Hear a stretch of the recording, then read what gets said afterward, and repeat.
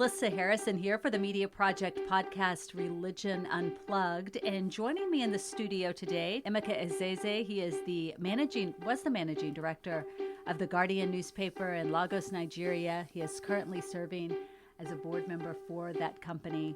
And also Clemente Lisi. He is assistant professor of journalism here at the King's College.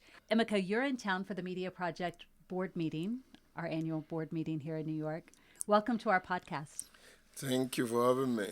We just felt like this was such a great opportunity while we have Emeke here in New York to talk about what's happening in Nigeria. And Clemente is going to moderate this discussion, just checking in with how are things going with Boko Haram. Yeah, that's our first question, really. A lot of Americans, what they know about Nigeria is what they know about Boko Haram and the atrocities they've committed in the past few years.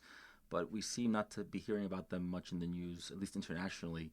So update us on what is happening with Boko Haram and the Nigerian response to it. I think that the Boko Haram problem is sort of, I can't say it's abated, but it's no longer the same intensity as it used to be. But they are there, still causing problems, still killings when we can get away with it. And also, they have made that part of Nigeria very difficult to settle down. So people keep coming and going, and people keep getting attacked. And sometimes it's very serious. So I think Boko Haram is still there.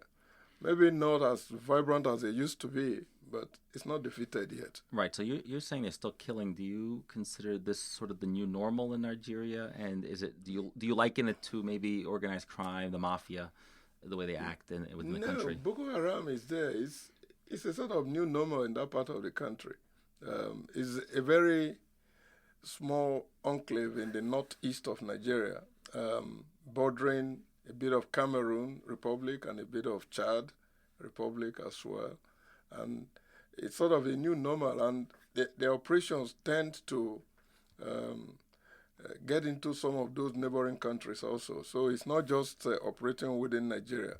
And also their modus operandi seems to be very fashionable for some other groups that are operating from those other countries. So I think that they are not dead. They are there. They're not as destructive as they used to be, but they're there. Right. So like a lot of Islamic terror groups, they prey on the uneducated people who are really young males to recruit them. Mm-hmm. How are they recruiting these people, especially these young men, and what's the ISIS connection to them? They still recruit as they had done in the past. Boko Haram pays its foot soldiers, just like ISIS, Islamic fundamentalist groups. They pay their soldiers, so they usually have more than enough base to recruit from. They have too many young men who are doing very little or nothing, and offering them a job such as that, a job, quote and unquote, right. Becomes attractive if they're going to be paid. So the ISIS connection is that, and that's the one that is not very clear to many people, because people know that Boko Haram is there, and the tendency is to believe that everything happening there is going on because of Boko Haram. That's not really the truth. Yeah, so the perspective in the United States is that the Trump administration has done a really good job of eradicating ISIS. They no longer seem to be a threat in the Middle East. There's been fewer terror attacks in Israel, none in the United States. So ISIS is defeated. So can we claim victory, or what?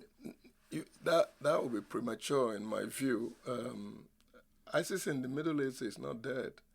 ISIS may have been routed from Syria and Iraq, but ISIS has moved to some other part of the Middle East, Afghanistan, for instance, and I think they must have found their way into some other parts, but they're keeping quiet for a while. ISIS has a different strategy for operating, and that strategy has meant that it was very difficult to claim victory over ISIS long term. For instance, nobody showed us photographs of dead ISIS soldiers when they were routed from Iraq and Syria. That meant that they were not killed there. That meant that they withdrew. That meant that they went somewhere else. And you know that there were so many ISIS soldiers that came from Western Europe, and some from the United States here, and of course, some from parts of Africa. Right. But nobody ever says to us where they have gone to. Right. We've spoken about Al-Shabaab, that they control part of Africa. And so you think ISIS has migrated to Africa and made that their home now? Not the mainstream ISIS. I think the leadership of ISIS remains in the Middle East. But ISIS has sort of decentralized its operations, and which is more dangerous. The Boko Haram, and that's the very tricky part of it. The Boko Haram once decided to pay allegiance to ISIS, and ISIS accepted them into this global coalition. Right, this awful terror. brotherhood, Yeah. right? But ISIS then decided to change the leadership of Boko Haram. And Boko Haram, the leader, resisted that. And then the group was split into two. A half of it went with ISIS, and another part remained with them. He still continues to lead them. He still continues to attack parts of northeastern Nigeria. He still continues to kill people. But so is ISIS. And that's the deadliest part. The ISIS group in West Africa, in Nigeria, is actually a sub-regional arrangement. It's called ISWA, ISWA, Islamic State West Africa Province. And it has a leader, al-Barnawi. This leader is not like the leader of Boko Haram. It's not somebody who gets on social media and posts exploits or posts threats regularly now. It does it seldomly. And what they have done is that it sort of confused the public. When ISIS attacks the Nigerian authorities, they think that it's Boko Haram, so they blame everything on Boko Haram, but it's not really Boko Haram. But I can tell you the difference. The difference between attacks by ISIS and the difference between attacks by Boko Haram. ISIS attacks are more clinical, more militarily targeted. ISIS will attack a military base or a military location, and they will kill virtually all the soldiers there.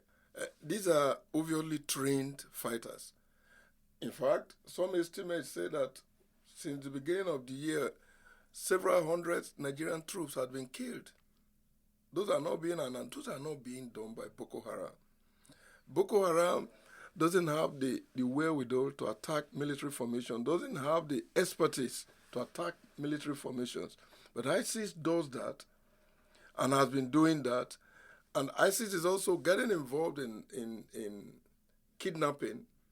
Like the last group of schoolgirls that were kidnapped were actually kidnapped by ISIS, not by Boko Haram. But the pity is that you don't get that kind of conversation going even in Nigeria. I don't know why the state... Oh, is there a state of denial? It's either that they don't want Nigerians to know the exact condition, or they don't know. I fail to accept that they don't know what is going on. I mean, if those of us who are studying it know what is happening there, the state has more resources, has to know and to recognize that something much bigger is going on. I think that the bulk of the damages being done in recent times are done by ISIS, not by Boko Haram. So what you're saying is that we've been lulled into a false sense of security, and that ISIS is actually more deadly, and that they're doing Boko Haram's bidding. They're not actually doing Boko Haram's bidding, but ISIS sort of has reorganized itself. And seeing them, what they're doing in West Africa, I can imagine that that's what is happening in any area that they feel is ungovernable. They would have plugged themselves in. Now it's very difficult to attack ISIS as you did in that space between Syria and Iraq. They simply melted to every other part of the world. I believe that some of them must have gotten back to Western Europe. Some, obviously, a large population would have ended up somewhere in the Middle East. And now you also have the franchising of their activities in parts of Africa, West Africa. East and Central Africa, Al-Shabaab already exists, so and nobody knows for certain what relationship they have with Al-Shabaab. But something else has happened in Africa in the last 1 year. Attacks by Islamic fundamentalist soldiers are taking place in two countries where it was never heard of. The first country was Mozambique. bombs exploded. The second country was South Africa. This was knife attacks in quick succession. And what it says to you is that there are people working essentially in this direction. So if you have some actions going on in Southern Africa, Mozambique, South Africa, going on in East and Central Africa, going on in West Africa, and of course North Africa is the bastion of this Islamic fundamentalism, then you can well assume that the organizational structure of ISIS seems to have changed. So that if you defeat one in one region, you haven't really defeated one in the next region. Yeah, and you use a word that I think is very dangerous, the word franchising. It seems like Boko Haram is like ISIS is like a corporation that's decided to reboot its business strategy and to pick a new location. Now they're actually targeting areas that unheard of before. Yeah. So in a way, they're spreading themselves. Mm-hmm. And maybe the media coverage of it hasn't been as extensive as it needs to be. What does Nigeria expect from the international community? What should the United States be doing? It seems like this reminds me a little bit about pre-9/11, where the United States government was under this false sense of security that terrorism had been kind of controlled and there wasn't really a problem. Yeah, the international community is still very deeply involved in this. If you get to that part of the country, you will see uniformed men from different parts of the world. You see those who are from the United States, you see those who are from Europe, and they are there. And of course, there are those from around Africa who are also there. The problem is that the uniformity of action seems to be missing. The United States is very keen on arming the Nigerian authorities with the faint hope that they can defeat these Islamic fundamentalists, whether ISIS or Boko Haram. I don't think that is going to work. The Europeans believe that the time has come to look for other strategies for resolving this problem, whatever those strategies may be. But the Europeans are not in agreement with the United States, which means that although they are all there, they are working, if you like, at cross purposes. So I think, as for help, they are willing and they are working with the Nigerian state. But what kind of help are they giving? One want to sell weapons. Another want negotiation with the terrorists. And both sides don't seem to see eye to eye in that regard. So either way, I don't see this problem going away anytime soon. And do you think it can worsen under the Trump administration because he's more isolationist and also argue and fighting with his NATO partners? Actually, an incident once in Nigeria, sort of explains that the ambassadors of Western countries were having a meeting where a serious agenda issue was, let's look for a new tact for resolving this thing, because it's clear that it can't be won militarily. And the U.S. ambassador walked in and spoke and said, U.S. doesn't negotiate with terrorists, and they're ready to give Nigeria, sell as much weapons as possible to Nigeria to fight this battle and to win it. And after that, he walked away.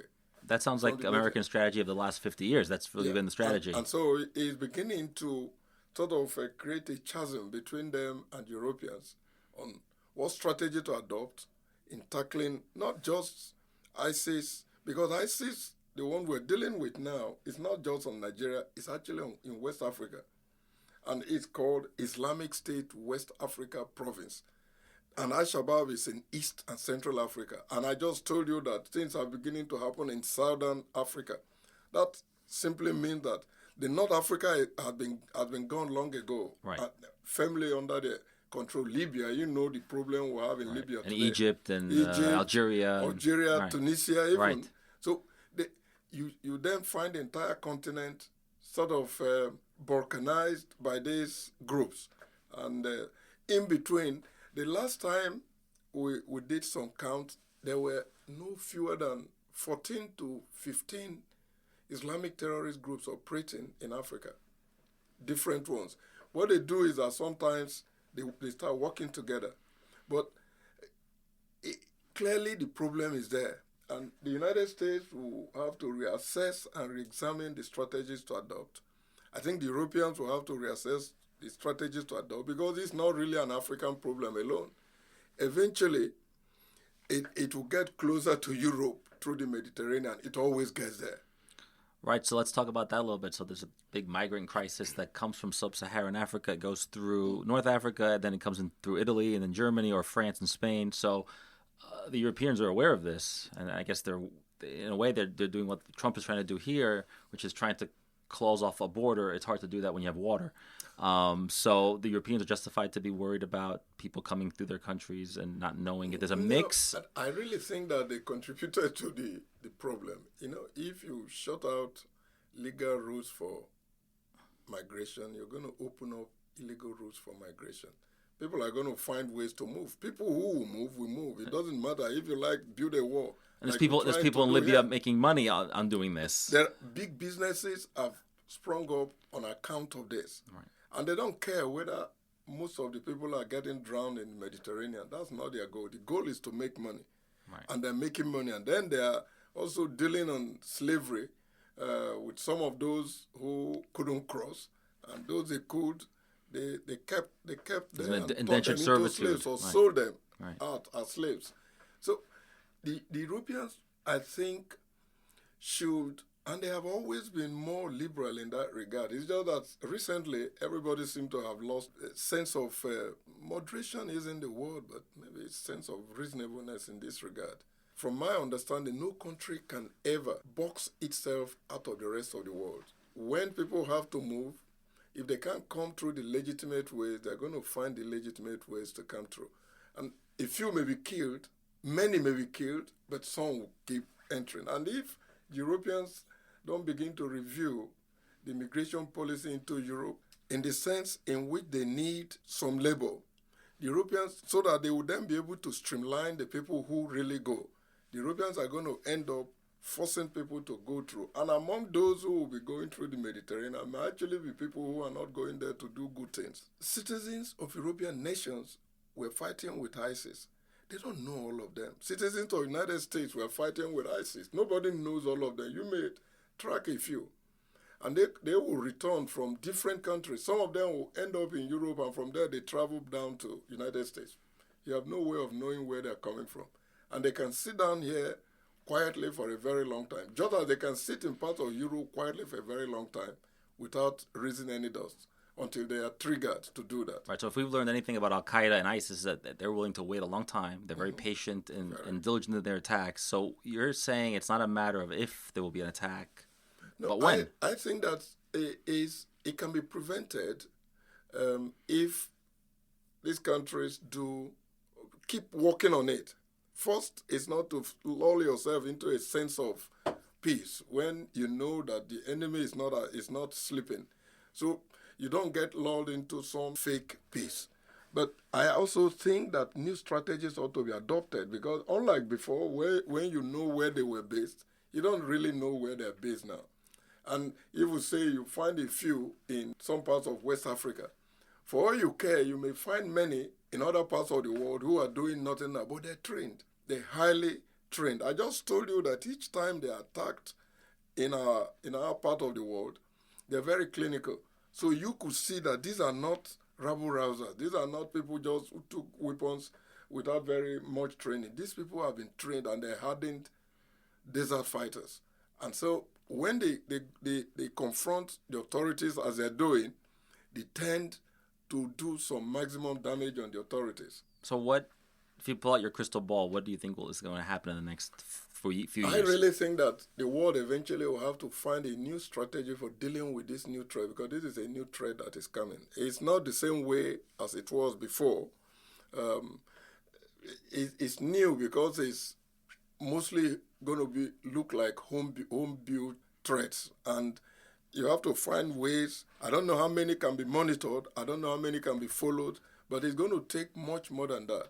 It's going to take some deliberate strategies to break into little cells without necessarily arresting people, break in there to know exactly how they're operating and start devising policies and strategies for checkmating them before they act. I think it's possible. I mean, it's very possible. Emeke, thank you for your time. Thank you very much, Clemente, and thank you very much, Melissa. It's been great to have your perspective. We appreciate you joining us for the podcast today, and Clemente for moderating. It's always great to have you in town, Emeke.